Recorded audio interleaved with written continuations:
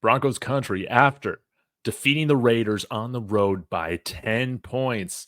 Going into December next week, I think the Broncos are peaking right at the right time. Again, it's not how you start in September, it's how you finish. It's how you're playing in November, December, January football. And I think that the Broncos, they're going to play spoiler right now as things conclude in the NFL season, lead into the playoffs. There's a lot of great things from an individual standpoint to take away from this performance against the Raiders. I'm going to break it all down for you, go through the PFF grades, all of that. Be sure to let me know your thoughts in the comments, like and subscribe. Guys, we're less than 20 away from 2K. Are you kidding me? Are you kidding me? So join the community. Love talking Broncos with you every single day. So let's go ahead and get started, y'all. I wanted to start out here with Bo Nix.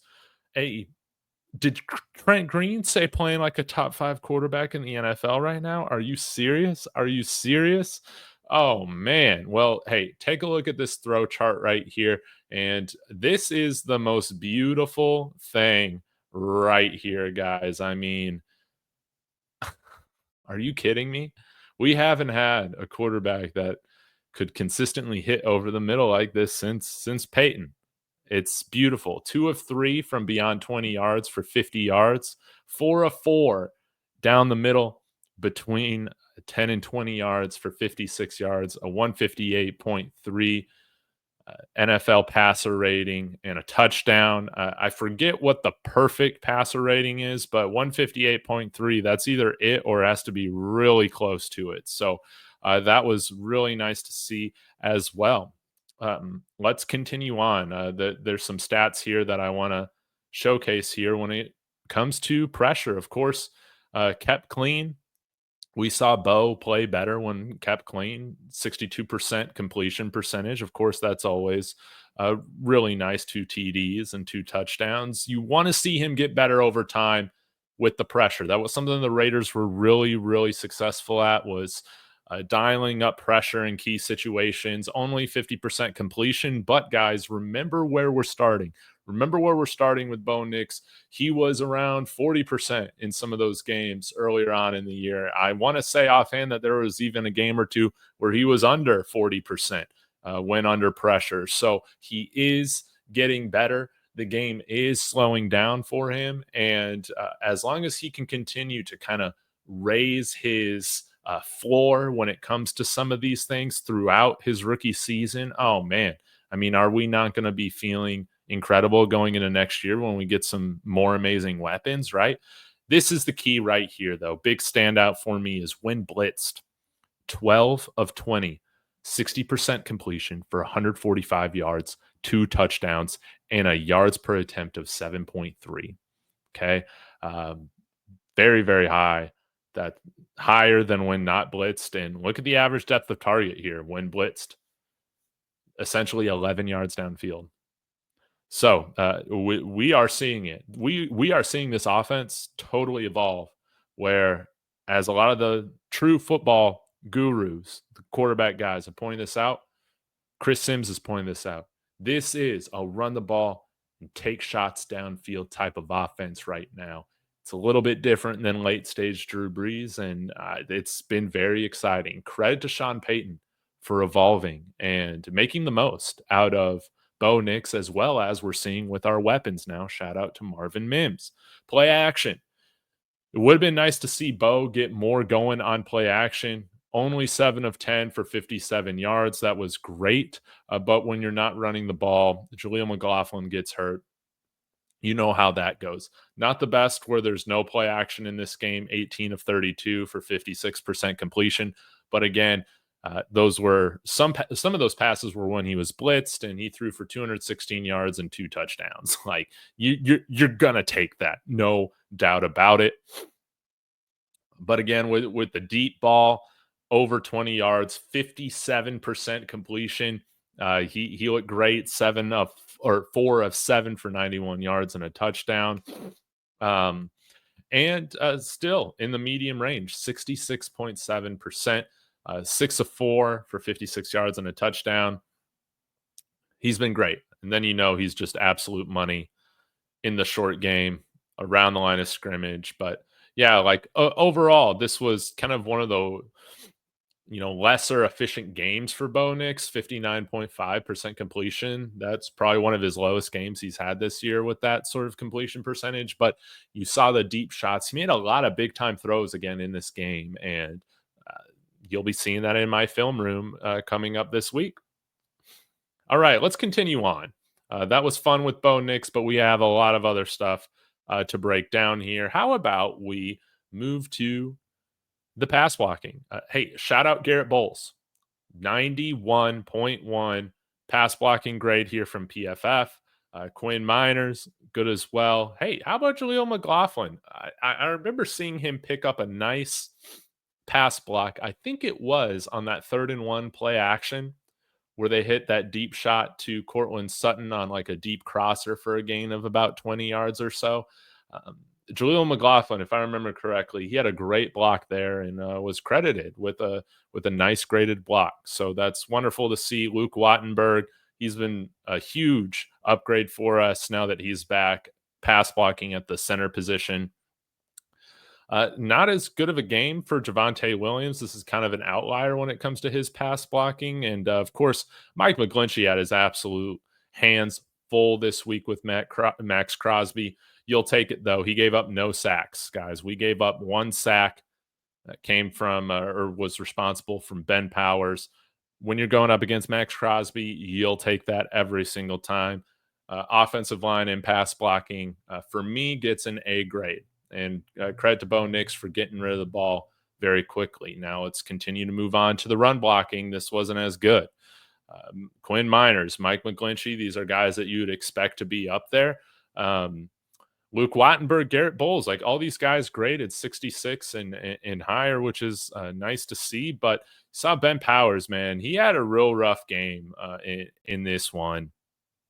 I saw a mock draft where they had the Broncos taking a guard in the 2nd round. I think that's kind of an overreaction. Ben Powers will bounce back, no doubt in my mind. But yeah, we did not run the ball really well at all in this game. We can get to that before we dive into the defensive ratings. The rushing was rough. Jaleel McLaughlin, it might have looked different from a game perspective and score perspective if Jaleel McLaughlin didn't leave for most of the game due to that injury. 7 attempts for 44 yards. He looked great. He had a couple big runs. Yeah, 2 over 10 yards, an 18-yard run. Audric Estime looked great. I think he should have been the closer in the fourth quarter for us, but it is what it is. Javonte Williams, this is something that needs to – if Javonte ain't feeling it that game, you need to move on quickly. Don't get me wrong. I love it when we get amazing Javonte, but when we're getting nothing from him, and like in one of these games, I would like to see Sean Payton move on, and hopefully Audric Estime and some of these other guys can earn his trust to where, hey, even if you got a guy like Jaleel McLaughlin banged up and sitting out, if Javonte's not feeling it, you can go with Audric Estime and feel good about where you're going, right? Let's get to the defensive stuff. This was pretty cool. Good news on the injury front. Riley Moss is going to be okay. Nothing too serious with his MCL sprain, so I imagine we'll get him back here in a couple weeks or so. He was our top-rated defender in this game. Coverage grade of 90.6, 4 tackles, 2 stops, gave up 1 reception on 2 targets for 6 yards. Pat Surtain gave up 5 of 8, but that was for only 35 yards. Brandon Jones was wonderful as well. Only gave up 29 yards. PJ Locke, 18. So we had a really good day from our safeties. So I forgot to mention this yesterday, wishing Gardner Minshew a speedy recovery. You hate to see that, a player to break his collarbone.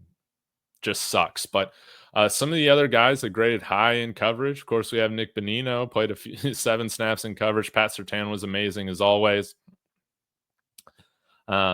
Levi Wallace really stepped in for Riley Moss and held his own. 2 receptions on 3 targets. Okay, but again, only 23 yards. So none of these guys got totally picked on other than maybe Cody Barton. It was kind of one of his rougher days. 3 of 3 for 21 yards, 11 yards after the catch. given up. Levi Wallace gave up 17 yards after the catch. So it was nice to see Damari Mathis get out there for 2 snaps. I would like to see a little bit more of him moving forward with Riley Moss out. We'll just have to see. A guy that did get a lot of snaps was Dondre Tillman.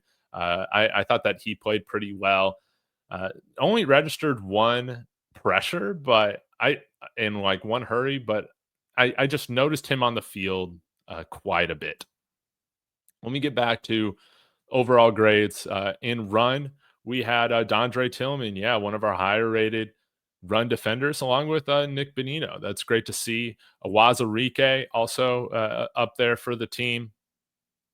In regards to pass rush, Jonathan Cooper was all over the place. Him and Nick Benino, they both had like a dual pressure that led to that Brandon Jones interception from Gardner Minshew. That was great. And we had 5. Oh, I guess Pro Football Focus credited us with 7 sacks. So Jonah Ellis, DJ Jones, Malcolm Roche, Awazarike, Nick Benino, Jonathan Cooper, Cody Barton, all these guys registered a sack. That was really great to see. We still have one of the best front sevens when it comes to pass rush, and I really do love to see that. So credit to everybody. This was not the best game, I think, from our team, but this was a team and win. Even when we don't play our best and we win by 10 points on the road, you'll take that every single time, no doubt about it. And we got the Raiders' best punch. We normally do for some reason. Their special teams really kept them in the game. Their special teams totally outplayed our special teams in terms of the coverage and the trick plays. But shout out to Will Lutz, man. He had his best game of the season and maybe his Broncos career so far. He was phenomenal and was money from over 50. I guess I'll move to the last place that I wanted to get to, and that was our wide receivers. Devon Vele, really a rising star here for the Broncos. The next iteration of Tim Patrick. It's crazy that he's going to be turning 27 soon. Will he earn a second contract here for the Broncos? We'll have to see. But nonetheless, when you draft a 26-year-old rookie, he should be plug and play. So it's great to see him taking a ton of snaps and now getting a ton of targets. 9 targets on the day, 80 yards on 6 receptions. He was great. Cortland Sutton, 8 receptions on 10 targets, 97 yards, 2 touchdowns. Shout out to Kodiak Broncos, one of the friends of the show. He had a really great post game breakdown, and I believe he talked a little bit about Cortland Sutton as well, just playing some of his best football out there. And this might be ending up being a career year for Cortland. So can we keep him as a number 2? I'm much more open to that now moving forward. Maybe we have Vele, Sutton, and then we go get another guy to be that true alpha at wide receiver. And then we also, are able to then address running back and tight end as well. And then we won't have any weaknesses, right? Or maybe even center, depending on how you feel about Luke Wattenberg. So, guys, overall, this was a great game for the Broncos. There's a lot to be happy about. There's a lot to feel like we're about to peak, about to play our best football here at the end of the regular season. And that's what you want to do. You want to be going into the playoffs as hot as you can. Some teams that have done that really well over the years when they've gotten into the playoffs. I believe Baltimore has, they won that Super Bowl in 2012 as a wild card team.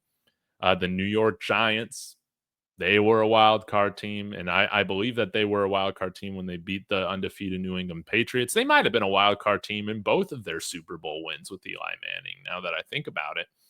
But guys, just because we're a wild card team, anything can happen, and that's what makes it fun. This team doesn't know any better. They're just going to come out and play good old-fashioned, aggressive, solid Denver Broncos football, not turning the ball over, not making a ton of mistakes, and playing resilient. So, guys, let me know your thoughts in the comments. Who stood out to you in this game? Who do you expect to shine against the Browns? Let me know in the comments. Always appreciate you guys. We're on our way to 2,000 subs. I'll see you guys tomorrow. Go Broncos.